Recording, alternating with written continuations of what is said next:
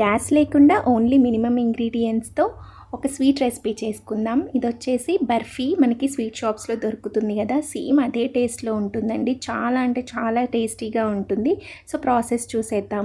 Measurements అన్నీ కరెక్ట్గా డిస్క్రిప్షన్లో ఇస్తాను, ఒకసారి చూసుకోండి. కరెక్ట్ మెజర్మెంట్స్ తీసుకుంటేనే మనకి పర్ఫెక్ట్ టేస్ట్ వస్తుందండి. సో ఫస్ట్ ఒక మిక్సీ జార్లో షుగర్, మిల్క్ పౌడర్, కొబ్బరి పొడి, ఇంకా ఒక ఇలాచీ, సో ఇవన్నీ వేసేసి మెత్తగా ఫైన్గా పౌడర్ చేసుకోండి. తర్వాత ఒక పెద్ద బౌల్లో కలుపుకోవడానికి వీలుగా ఉండే దాంట్లో ఈ పౌడర్ అంతా వేసుకొని లైట్గా పాలు వేసుకోండి. ఎక్కువ జస్ట్ ఒక 2 to 3 స్పూన్స్ ఆఫ్ మిల్క్ పడుతుంది అంతే. ఎందుకంటే మిల్క్ పౌడర్ అన్నీ వేసి మనం మిక్సీ పట్టేసాం కాబట్టి మనకి ఆ కొబ్బరి పొడిలో ఉన్న ఆయిల్ కూడా ఊరి మనకి పిండి అనేది మెత్తగా అవుతుంది. ఇది మనం ఎలా అంటే చపాతీ పిండి ఎలా అయితే ఉంటుందో సేమ్ అలాగే ప్రెస్ చేసుకోవాలండి. సో దాని తర్వాత నేను దీన్ని 4 పార్ట్స్గా డివైడ్ చేశాను.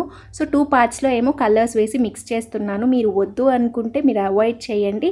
దాని తర్వాత 2 పార్ట్స్ని లోపల స్టఫ్ లాగా ప్రిపేర్ చేసుకుందాము. ఇదేంటంటే మనము పైన సో వీడియోలో చూయించినట్టు కలర్ మిక్స్ చేసిన దాన్ని మనము బటర్ పేపర్ మీద వేసుకొని నీట్గా చపాతీలాగా రోల్ చేసుకోండి. అంటే బటర్ పేపర్ అందరి దగ్గర లేకపోతే డీమార్ట్లో మనం గ్రాసరీస్ది బ్యాగ్ ఉంటుంది కదా, అదైతే చాలా పర్ఫెక్ట్గా వస్తుంది.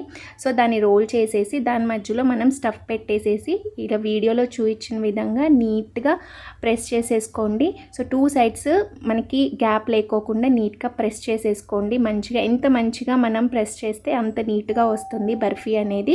సో దాని తర్వాత మనకు కావాల్సిన నట్స్ని దాని మీద వేసి లైట్గా ప్రెస్ చేసేయండి. ప్రెస్ చేసిన తర్వాత దాన్ని ఒక 10 మినిట్స్ మనము ఫ్రిడ్జ్లో పెట్టేసామంటే అంతా సెట్ అయిపోతుంది. సో తర్వాత ఫ్రిడ్జ్లో నుంచి తీసేసి బర్ఫీ లాగా కట్ చేసేసుకొని ఎంజాయ్ చేయండి. చాలా అంటే చాలా టేస్టీగా ఉంటుంది. ట్రై చేసి ఎలా వచ్చిందో చెప్పండి. Thank you.